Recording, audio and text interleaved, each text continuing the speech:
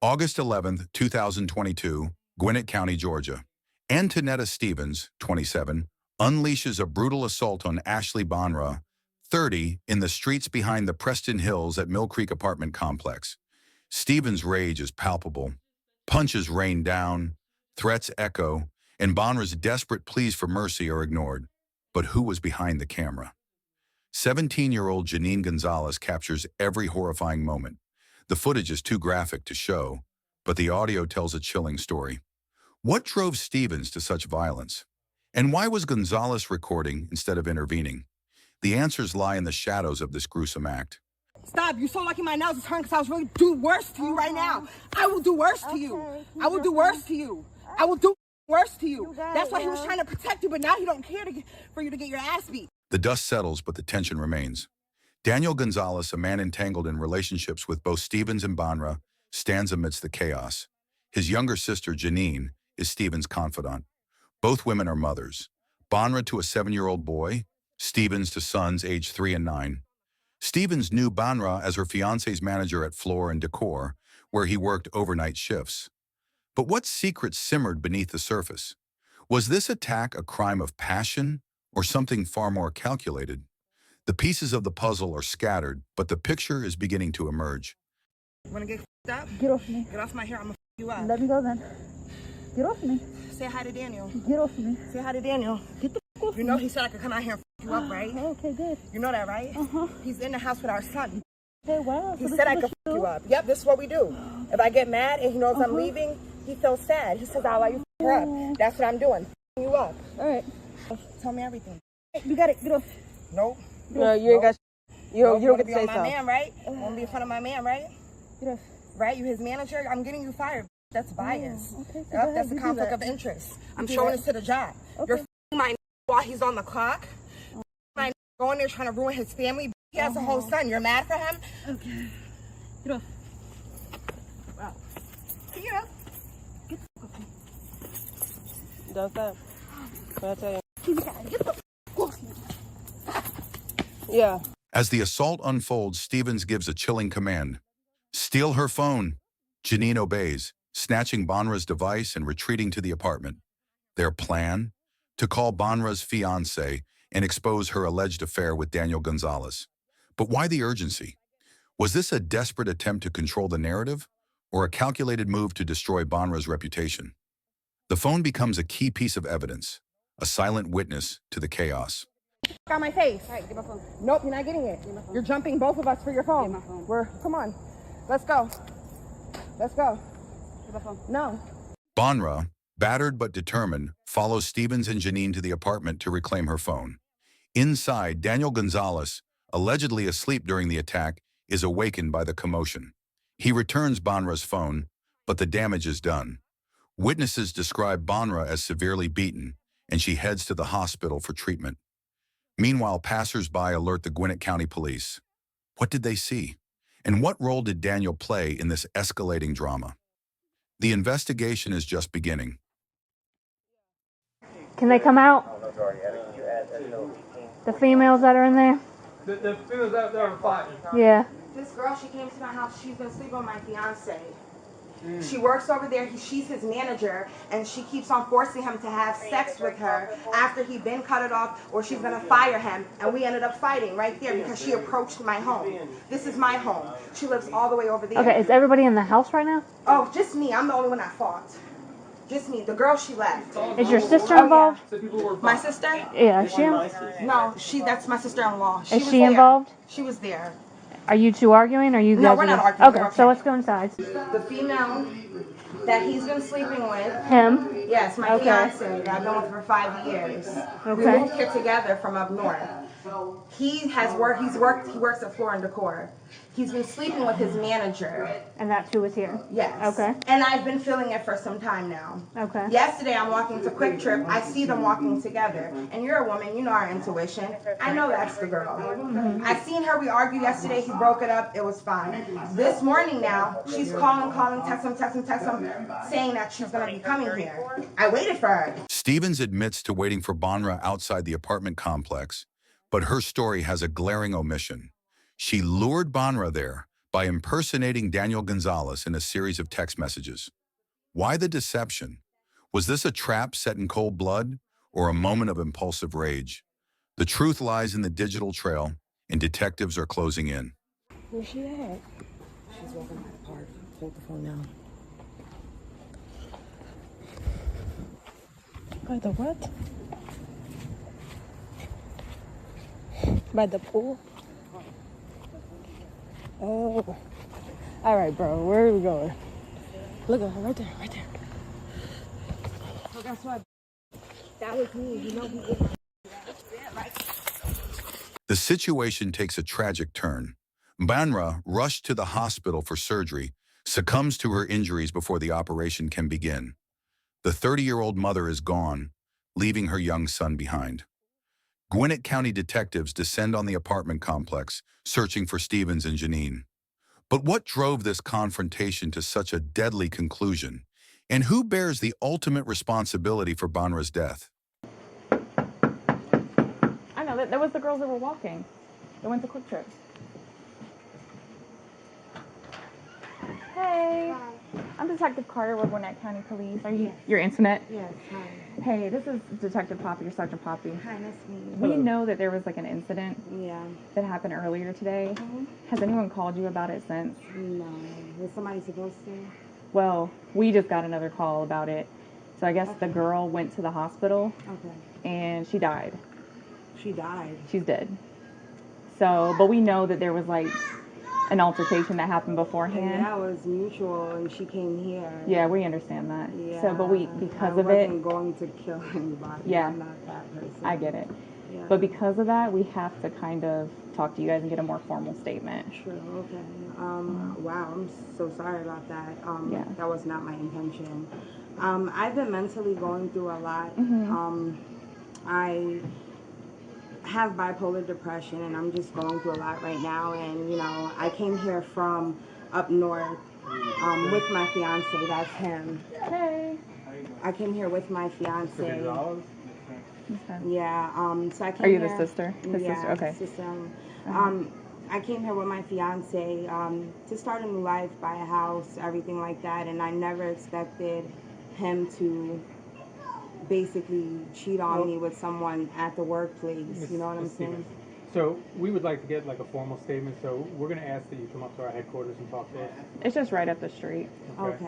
All right. I hear kids. Is there someone else here that Yeah. can? There's someone here with them? Yeah. Okay. Stevens and Janine are brought in for questioning, separated into interrogation rooms.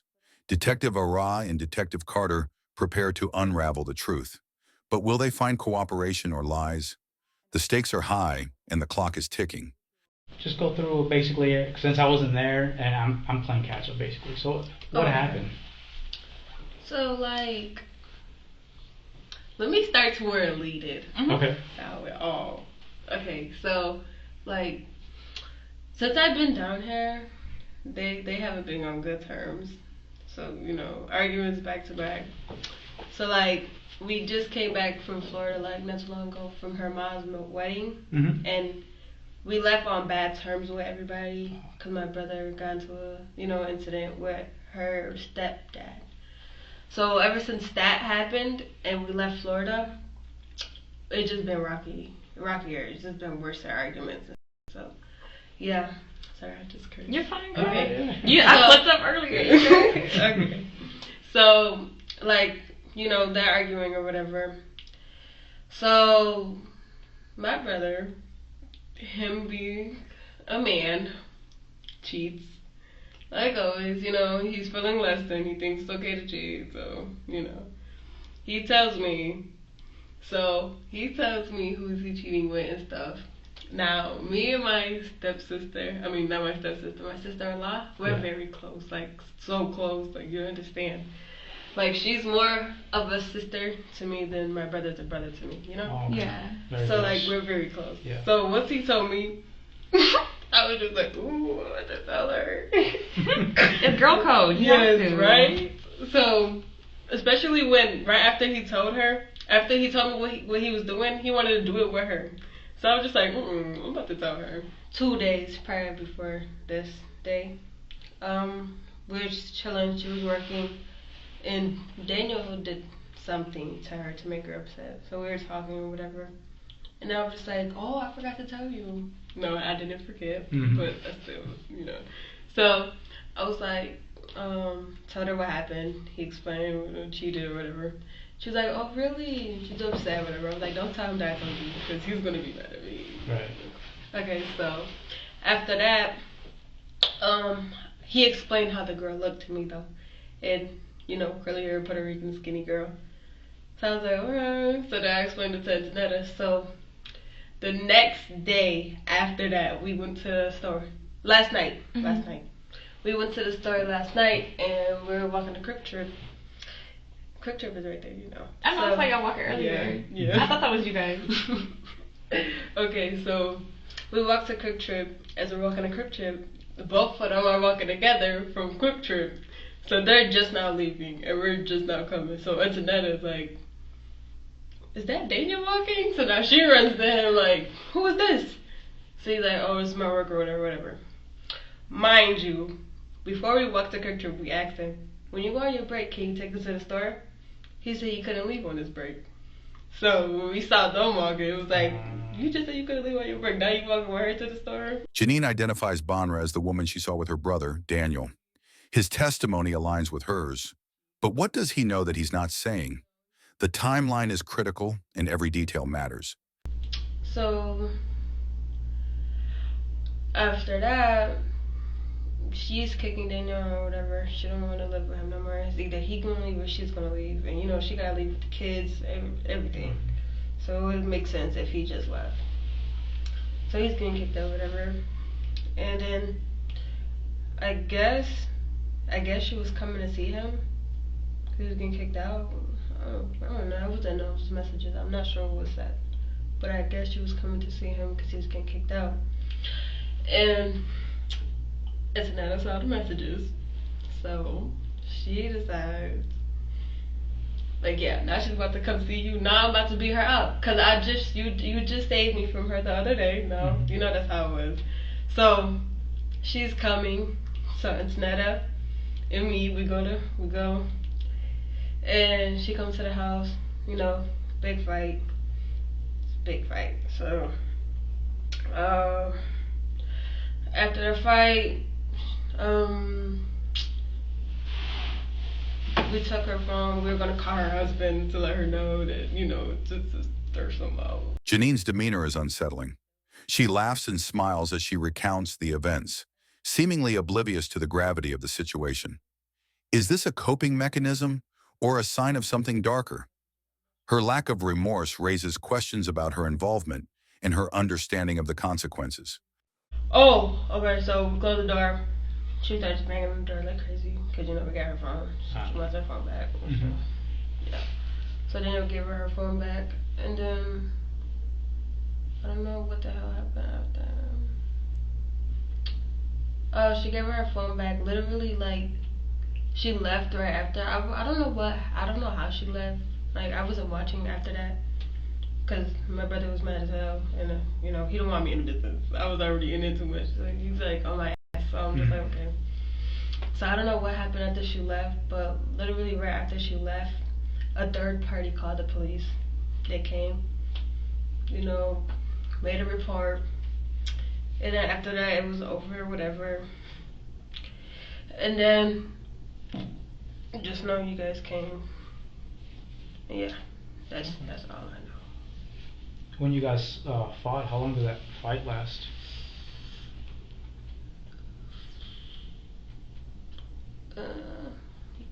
2 minutes. Okay. Yeah, it was early. But yeah, that's about it. Have you ever been in fights before?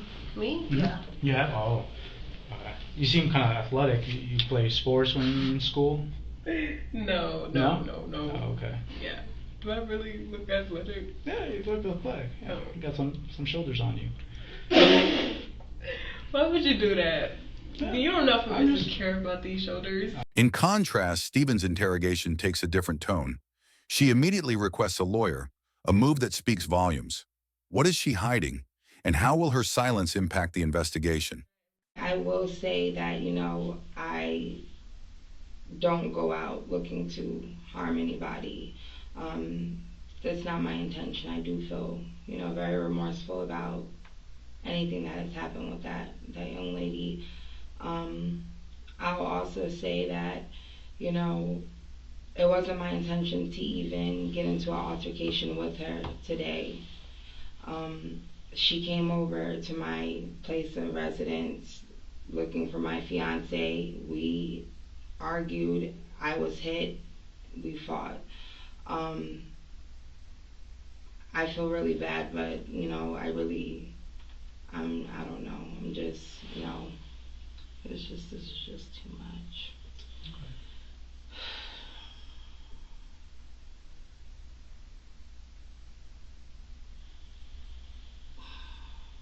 You okay? No, I'm not. I'm just, I have kids. I don't know how to feel, man. I've been going through too much. Janine, still a teenager, is more forthcoming with investigators. But is her openness a sign of innocence or a calculated attempt to shift blame? Her words could either exonerate her or seal her fate. So tell us about that. Like, how did that happen? It was very vivid. It happens so came. fast, fights are just like a blur when it happens. Yeah. But where was she? I know you said earlier she came looking for him. she came because he was getting kicked out, and she wanted to be a little writer. When she knows she a side chick and she got a husband at home, girl. I know she's breaking up a happy home, but where was she at? Like, no, she has a husband as well. Yeah, no, but where was she at? What do you mean?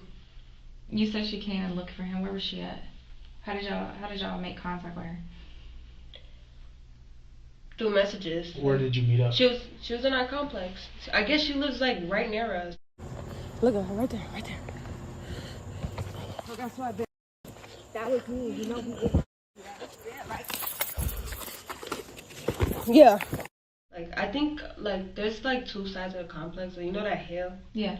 It goes around, and, like, when it goes up and around, there's another complex that looks just like the same side. So, did she knock on the door at first, or you guys just saw her outside? Outside. She didn't knock. She didn't get the chance to. Okay. Because, like, oh, yeah, you got this bitch coming. I'm about to be around. So, yeah. Did you guys start yelling at her before you guys approached her, or how'd that go down? Yeah. Yeah. Tell us about that. It wasn't really all. Yeah, it was just like, yeah, and you can't see my. And then it was just fine after that. She knew what it was because she got ready to, and it was just fighting. Who was fighting? The girl and Antonetta. Everybody? No. Girl, you ain't get on in? No. Yeah. Of course you did. I know you did. Just a little bit. You guys, because like you said, that's your homegirl. Yeah. That's. Yeah. Tell me about that. How that happened. I didn't go crazy though, cause she's small as hell. Like, you're enough already. I don't need to be punching her, dragging her. I don't need to do all of that. I'm good. Like in the beginning, she got on the floor, and I kind of like dragged her just a little bit. Just a little bit. And then I stopped. I was just like. It's hard. The adrenaline's going. You gotta. Yeah. I was just like, okay, let me stop.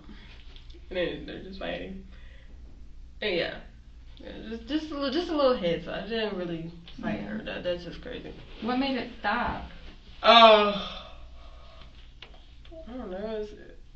I don't know. That's a weird question. I never nobody. Like was she saying anything or Ashley? I mean. No, she was just. I never. Out of all fights I've been in, I never saw somebody talk during a fight like while you're getting beat up talking. I never met somebody that. What was she saying? She was just talking. Oh, your good doesn't want you. That's why he's not loving me. Just like that. Throwing it out in the air. And then like, it was just such a weird fight. Like she was just like, she just kept on talking. Then she was like, "Aren't you his sister?" And it was just laughing all types. It was just weird. She was a weird person. You said she said grab the phone. Yeah. Antoinette said grab the phone. Yeah, I grabbed it. Okay. When she was talking back while she was getting beat up, like how that make you feel? With the stuff that she was saying. Like, I didn't care. She was angry. She's mad. Cause like, She was, listen, I don't get bothered by people who talk stuff. You gotta, like, really do something to me, you know? She was talking about your brother, though. And your sister. Yeah, but it was just like, so, like, you. So you weren't mad? You was just nonchalant, just like whatever? Yeah, I can't be that mad now. Come on. She knew what it was. You're going to talk regardless. It's a fight. What do you expect? So, I'm just like, I've been in multiple fights. They could tell they brought. So you were just standing over them as they were fighting? Yeah, I'm just like, what? But then I walked away because Daniel was mad as hell. He, like I said, every time just me getting in the business period, he gets angry. You know, I don't got time for him. Yeah. But he was sleeping when the fight was happening outside, right? Because you said that she woke him up. Yes, she did. By she, you mean Ashley, right? Who woke Daniel up? She did. Who's she? Antonetta. Okay. So you guys were outside fighting? No. We woke him up when we knew Ashley was coming. And then we was like, yeah, like she's about to get beat up because now you're getting kicked out and she thinks it's okay to come save you. Like, who is she? Mm-hmm. Yeah, haven't been together for how long? Like, that was weird. So, yeah. Daniel! You're outside because I used your phone to write her. And I recorded it. The video recorded by Janine captures Stevens recounting the attack to Daniel Gonzalez.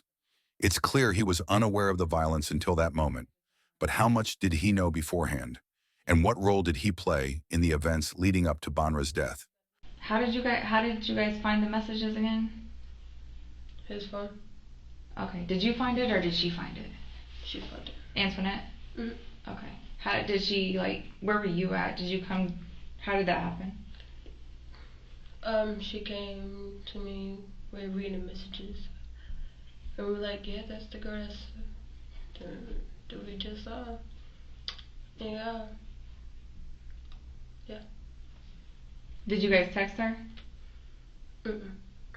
What do you mean? Did you guys send messages to her? No, we don't got her number. No, I mean from his phone. Oh, from his phone? Mm-hmm. No, I don't think so, no. Okay. Mm-hmm. You sure? Yeah. Because you messed up your story a little bit. I already read the messages. You messed up a little bit. What was the messages? He wasn't getting kicked out. Oh, yes he was. Mm-mm. I don't know. What the hell? I didn't. I only saw the messages where he was cheating. So I'm not sure if anybody texted her. You sure? You know? Yeah. So Antoinette just sent the messages I'm herself? positive myself. I'm positive.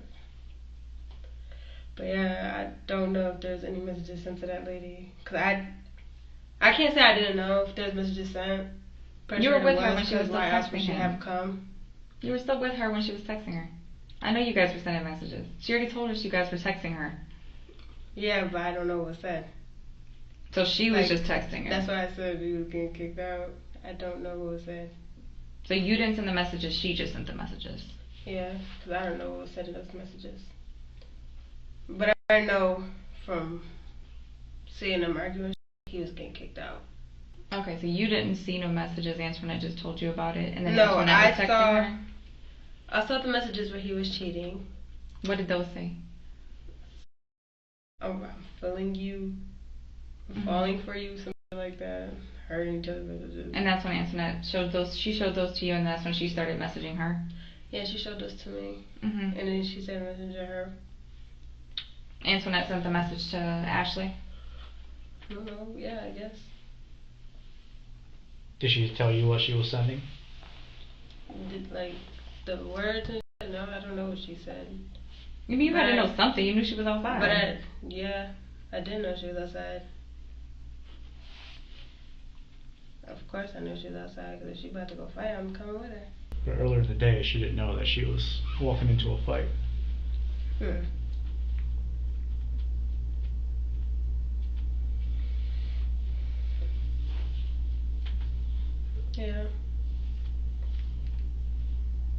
No, she's dead. I know, that's crazy. Do y'all know how she died?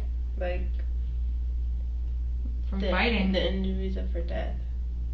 So they had to do an autopsy, but it was it was a result of her the injury she sustained during the fight.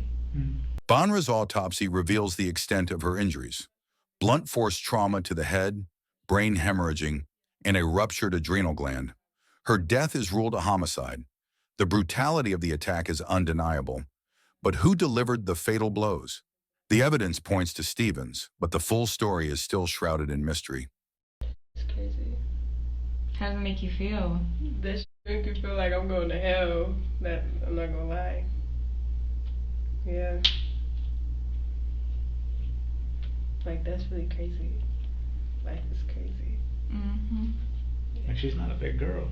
No, she isn't. That's why I didn't want to jump out. She's too small. I looked at her and I'm just like, how old are you? She told me she was 30. I'm like, you're very small for your age to be 30. Like she looked sick, skinny. So I was like, nah. I heard she was pretty up. I don't know. Daniel saw it. He said, when I opened the door, I saw her. I was like, oh, and I slammed the door because she was so up. Yeah, he did do that. He did do that. He said he was shocked because but how I bad she didn't. looked. I don't know, cause I really didn't see her after that. Like they had me sitting in the back because Daniel was on my. Detectives speak with Daniel Gonzalez at the apartment complex while Stevens and Janine are escorted to police headquarters. His testimony is crucial, but can he be trusted? His relationships with both women complicate the narrative. Listen, we'll come back here and talk to you. I understand you got kids, so we'll just leave you here for now with your kids. We're going to take her up and talk to her, and your sister's going to go. So just 2 cars, so 1 more car, that's it. And then we'll go from there. Okay? Yes, sir. How long do you live here? About like a year. About a year? Yeah. Do you know Ashley? Yes, sir. How do you know Ashley? I have an emotional relationship with her. Okay. So, they had the altercation earlier this afternoon, Yes, sir. which you don't know anything about. No, I was informed that while I was sleeping, she went in my phone, took my phone, and yes, she deleted the messages. I'm not even gonna lie. She gave me back my phone, and it was like seemed like it was untouched. Yeah. She texted the woman and said, "Hey." She basically acted like she was me. I know. I swear she probably still has the messages, Ashley. So she texted me and she was like, she acted like she was me, and she said, "Hey, my wife kicked me." She's not my wife, but she said that. I guess that's what she said when it came out in mouth. So she kicked me out. Can you come meet me? She used basically her emotional, the way she feels towards me, to get her over here. And when she got her over here, Hey, call. Go ahead and just take them over by your car. what's gonna happen? Just go ahead and take them over We're by gonna your we'll car. just Please. we are. Hold on one second. So then she came over. So she asked her to come over. She was pretending to be you. Yes, ma'am. And then what? She fought her. She had to, because the way when I opened, I literally woke up and was like, all When you here say is- she fought her, like she had to fight who? her because they had to fight or get in an altercation. Because when I heard this, like I literally woke up and I'm like, what the heck? And all I hear is them yelling amongst each other, my sister and her. You know, I guess like hyped. So like, Ashley came something. here to your door. Because they took her phone. I guess they took her phone because I got to give it back to her. Oh, they took her phone. Yes. Okay. Because she was gonna text, I guess her man, and like you know, Mm-hmm. she was hurt. So, but now I wake up and I'm like, oh, there's knocking at the door, but I hear bickering. So I'm like, yo, I don't hear this door. I'm like, what the heck? I open the door, and I just see, I just closed it immediately. How did she look when she opened the door? No, I'm not gonna lie. She looked up. Yo. Okay. Daniel admits his relationship with Stevens was crumbling long before the attack. His newfound love and trust lie elsewhere. But how does this factor into the case? Was jealousy the motive, or was there something more sinister at play? Did she talk to you about it afterwards? No, the only thing she said is, why would you do this to me? And I told her, like, we're not, like, the love interest is gone, everything. Like, I told her this yesterday when she saw me walking with the girl. Oh, okay. And I stopped her. I was like, you're not gonna fight her because of what we're going through. It's not her fault, you know. Did she message Ashley from your phone? Yes, she did, and I'm pretty pretending sure to be Ashley you? Yes. Daniel hands over his phone to Detective Carter, who begins reading the text messages Stevens allegedly sent. The digital evidence could be the smoking gun detectives need to piece together the truth. There's about what happened too. Your sister kicked me in the back. Got my heart and chest. Yes, and I know she has heart problems. Like, this is like crazy to me. Like it's not like this is fresh. Like, I'm over here cheating on this woman. I'm not. We've been like, this has been a toxic environment, and she's just been trying to figure out what to do, and I've been trying to figure out what to do, but she doesn't want nobody to leave. Where you at? I need to see you. I'm in the bed. I want you here so bad. Daniel appears genuinely concerned for Banra's well-being, willingly cooperating with investigators. But when he learns of her death, his world shatters. How will he cope with the guilt and grief? And what does his reaction reveal about his involvement? Is she hurt? Oh, I see it. Like, real bad?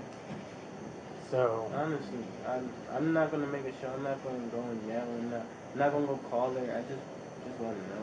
well, yeah, we got a call from the hospital a little while ago, and she actually passed away from. Bro, injuries. stop playing with me, No, please. seriously. Please stop playing No, with me. sure. Please stop playing with me. Sit down, Please sit stop down, sit playing down, with sit me. down, Please sit down, stop sit down, playing sit down, with me. sit down. Please stop playing with me. Shh, breathe, breathe, breathe. Breathe, Please stop playing with me, man. I can't breathe, be- shh, breathe. Oh, Look at me, look at me. Breathe. always. Overwhelmed with emotion, Daniel retreats to his apartment, detectives in tow. The weight of the tragedy is palpable, but the investigation must continue. What secrets will they uncover in the hours to come? I felt the hole in my heart as soon as she left. That was crazy. 3 lives intersect in a brutal murder, each reacting in starkly different ways. Stevens, Janine, and Daniel each holds a piece of the puzzle. By the end of the interrogations, Stevens and Janine face identical charges. But who is truly to blame? The answer lies in the details. Robbery. Hold up. What? Robbery? Yeah. We didn't steal her phone. We took it so she could come to the house. Oh, you took it. Yeah, You didn't steal it. she got her phone back. Ah. I told you she wasn't leaving unless we gave her back her phone. We just did it so we could call her husband, but we changed our mind. Ah, okay. We gave her phone to Daniel. She got her phone back. She said it was okay for you to take it? No. Oh, okay. Yeah, that's a robbery. The other charge Okay. is murder. Murder? Yep. You're being charged with murder. Me? Yep. That's too deep. bad. That's deep, right? Yeah, that's insane. Yeah. No. What? Murder? I barely laid hands on her. All I did was pull her hair. Stevens and Janine are taken to Gwinnett County Jail, while Daniel remains at home with his 3-year-old son. The fallout from this tragedy will ripple through their lives for years to come. But what lessons can be learned from this harrowing case? What to do what? That's all I want to do, man. Even if I'm not Okay, here. yes, definitely watch I SpongeBob. just want 3 young boys are left motherless, their lives forever altered by the actions of Stevens and Janine. Both women are now serving 20-year sentences for voluntary manslaughter and robbery by force at Arundel State Prison, with release dates set for August 2042. Justice has been served, but the scars of this tragedy will never fully heal.